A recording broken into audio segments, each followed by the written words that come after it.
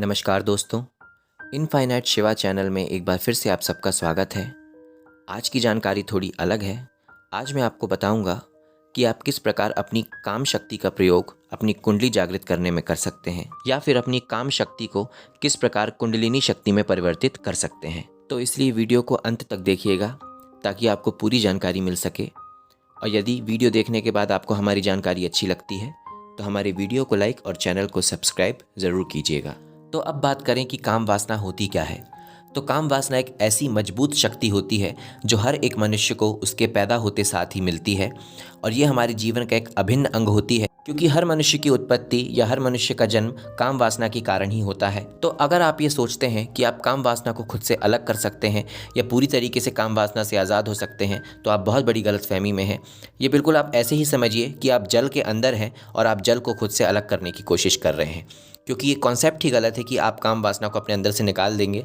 और ये कॉन्सेप्ट भी एकदम गलत है कि आप काम वासना को जीत जाएंगे या काम वासना को हरा देंगे।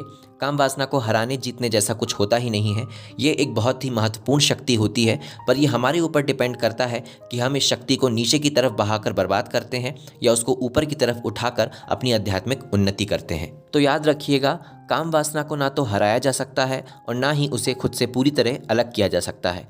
काम वासना की शक्ति को केवल रूपांतरित किया जा सकता है। तो याद रखिएगा, अगर आप ये सोचते हैं कि हमारे जितने भी सिद्ध महात्मा या योगी हुए हैं उन्होंने अपनी काम वासना को पराजित कर दिया है, ऐसा कुछ भी नहीं है। उन्होंने केवल अपनी काम ऊर्जा को कुंडलिनी ऊर्जा में परिवर्तित कर दिया है। और यही बात हम पर भी लागू होती है कि हम हमारी काम ऊर्जा का किस प्रकार प्रयोग कर रहे हैं। यदि हम उसे नीचे के रास्ते से बहाकर बर्बाद कर रहे हैं तो हम अपना विनाश कर लेंगे, परंतु उसी शक्ति को यदि हम ऊपर की तरफ उठाकर आध्यात्मिक उन्नति करते हैं तब हम उसका सही इस्तेमाल कर रहे हैं। तो याद रखिएगा, काम वासना से भागना नहीं है और ना ही उनकी शक्तियों को दबाना है और ना ही उससे डरना है। आपको केवल उन शक्तियों को रूपांतरित करना है, क्योंकि काम वासना को केवल रूपांतरित किया जा सकता है, ना तो उससे आप दूर भाग सकते हैं और ना ही उसे ख़त्म कर सकते हैं। तो अब मैं आपको बताऊंगा आप किस प्रकार अपनी काम शक्ति को ऊपर की तरफ बहाकर कुंडलिनी शक्ति में परिवर्तित कर सकते हैं। तो जैसा कि मैंने अपने पहले वीडियोस में भी आपको बताया है कि जब भी आपको काम का अनुभव हो या जब भी आपके अंदर सेक्सुअल ख्याल बहुत ज़्यादा आ रहे हो तब आप इस प्रयोग को कीजिएगा। परंतु यदि आपको ऐसे ख्याल नहीं भी आते हैं फिर भी आप इस प्रक्रिया को दैनिक रूप से हर दिन किया कीजिए। आपको बहुत सारे सकारात्मक अनुभव महसूस ज़रूर होंगे और साथ ही साथ आप जिस काम वासना की समस्या से बहुत परेशान रहते हैं वो समस्या भी आपके कंट्रोल में रहेगी। तो इस प्रक्रिया हेतु सबसे पहले आपको एक शांत और एकांत जगह पर बैठ जाना है और उसके पश्चात आपको अपने मूलाधार पर ध्यान लगाना है। और जब आप मल और मूत्र का त्याग करते हैं तब जब आप उसको रोकने की कोशिश करते हैं तब आप किस तरीके से अंदर की तरफ बल लगाते हैं, तो आपको वही बल लगाना है और मूलाधार पर उस शक्ति को महसूस करना है, काम शक्ति को, और ये महसूस करना है अंदर की तरफ खींचते हुए कि वो काम शक्ति आपकी रीढ़ की हड्डी से होती हुई सीधा आपके मस्तिष्क पर, यानी हमारे जो सर का जो कपाल है वहाँ पर पहुँच रही है।